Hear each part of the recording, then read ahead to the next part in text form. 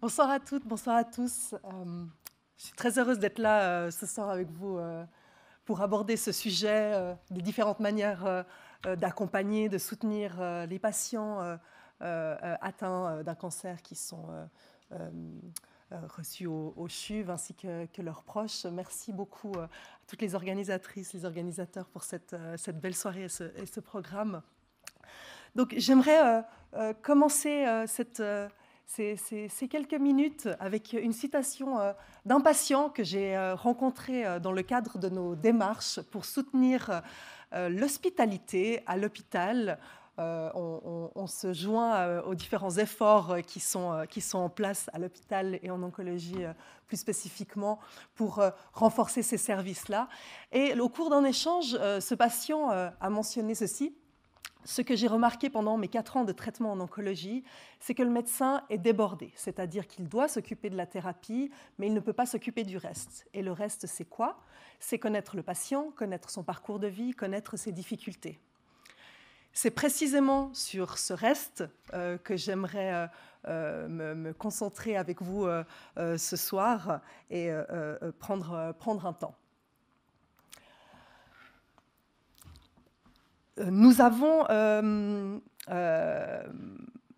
la question qui se pose en premier lieu, lorsqu'on se questionne sur ce qui fait l'expérience des patients, mais aussi de leurs proches et comment on peut les soutenir dans ces épreuves et ce parcours de soins, c'est d'identifier en premier lieu quels sont les besoins ressentis pour pouvoir développer des solutions, des réponses, des actions concrètes qui peuvent soutenir ces besoins. Depuis 2019, l'étude SCAPE pour Swiss Cancer Patient Experiences, l'étude SCAPE offre la première mesure à grande échelle de l'expérience des patients atteints d'un cancer en Suisse. Depuis 2019, elle inclut une diversité d'hôpitaux en Suisse, dont le CHUV, qui a également contribué à ces différents états des lieux. Nous avons exploité ces résultats pour développer sur cette base des propositions concrètes que nous mettons en place en ce moment.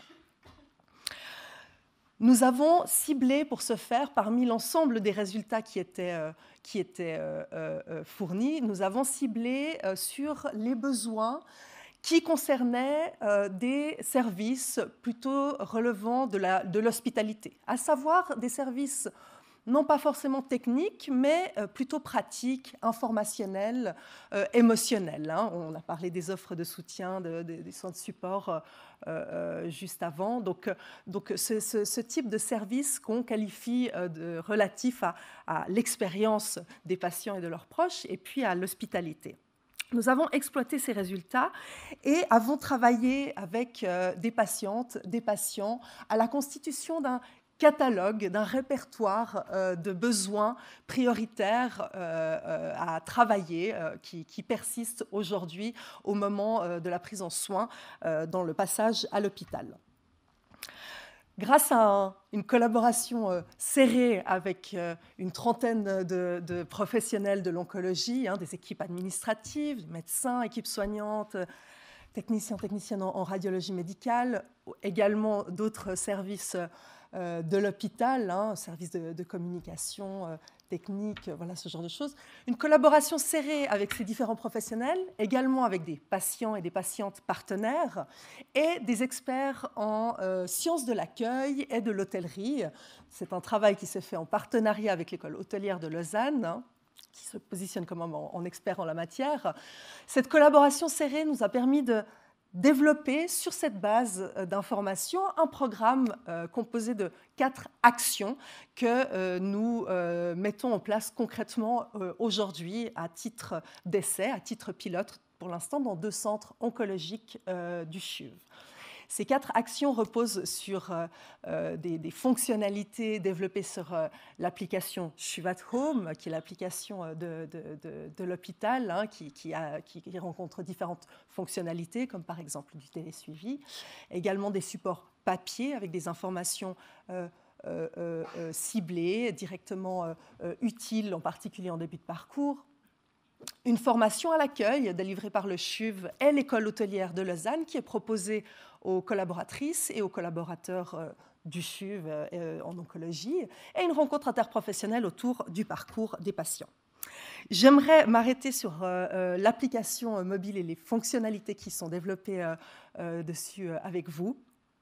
L'application CHUV@Home est donc à disposition des patients et différentes fonctionnalités y sont développées. On a décidé de travailler là-dessus pour faciliter avant toute chose l'accès à l'information. L'accès à l'information, une information en tout temps, claire, qui soit fiable, qui concerne ma maladie, qui concerne les offres de soutien, on va y venir, ce type d'information-là dont je peux aussi avoir besoin à 3 heures du matin quand je suis à la maison. Donc, on est parti des besoins que nous avions identifiés. Je vais vous en mentionner quelques-uns. Par exemple, j'ai besoin d'identifier qui intervient dans mon parcours de soins. Le parcours de soins en oncologie comprend une diversité de professionnels qui est important. Beaucoup de personnes interviennent, sont au contact des patients. Donc, pour soutenir, pour répondre au moins partiellement à ce besoin, nous avons développé des vidéos explicatives, par exemple, qui reprennent la fonction de différents professionnels qui interviennent dans le parcours de soins, leur rôle, à quel moment de la trajectoire de soins ils interviennent. Également une présentation de l'équipe du centre oncologique auquel l'utilisateur ou l'utilisatrice est rattaché en tant que patient. Et enfin, des contacts utiles en tout temps pour toute question, avec une entrée précisément qui passe par les besoins. Si j'ai des questions justement chez moi en pleine nuit au sujet de symptômes, quel numéro est-ce que je peux appeler ? Ça a été mentionné, on a vu hier ce magnifique catalogue sur les offres de soutien en version papier. Effectivement, un accès facilité aux offres de soutien, aux soins de support s'impose aujourd'hui, permet de répondre à des préoccupations, parfois des formes d'anxiété. Ça peut être rassurant de voir la diversité qui se présente.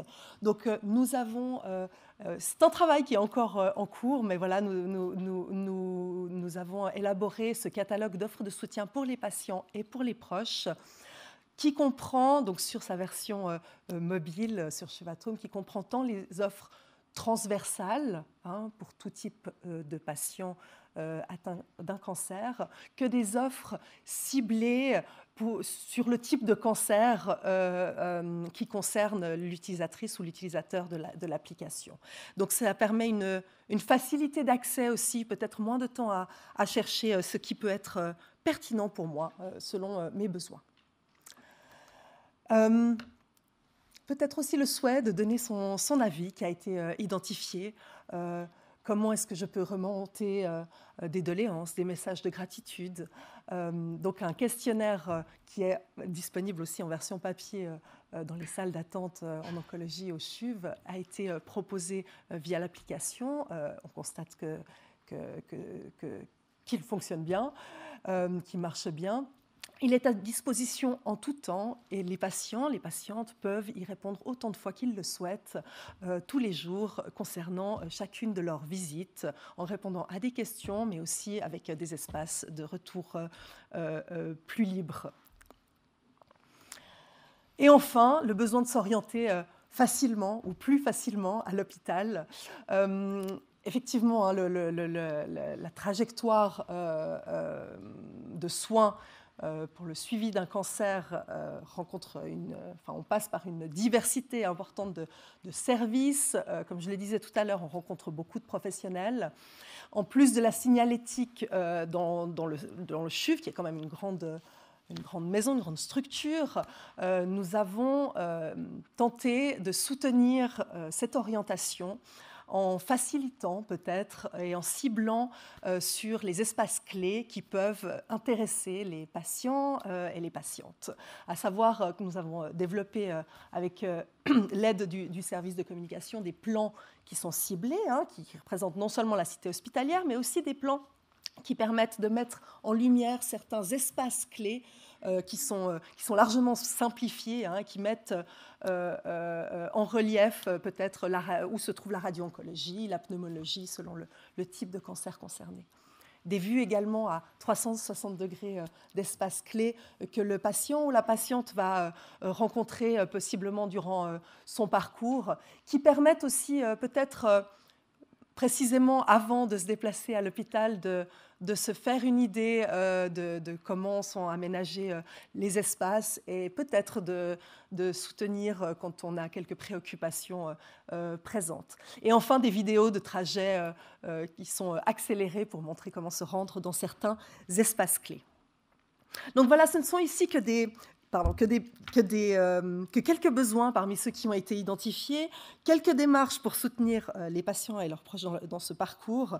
Ce programme a été mis en place jusqu'ici à titre pilote, hein, il est en test dans 2 centres oncologiques grâce à l'implication significative des professionnels et des patients qui ont généreusement accordé de leur temps pour penser ce programme ensemble pour un soutien qui soit au plus proche des besoins réels et qui permette d'implémenter quelque chose de concret.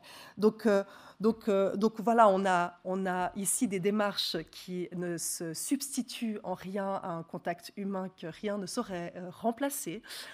Toutefois, le parcours des patients, des patientes se déroule largement en dehors de l'hôpital, en dehors des moments de consultation, de visite, aussi à la maison, avant, après, pendant la nuit, au moment où les réflexions peuvent aller bon train. Donc, il s'agit aussi de soutenir ces moments-là qui font aussi l'expérience des patients et de leurs proches. Voilà, je vous remercie.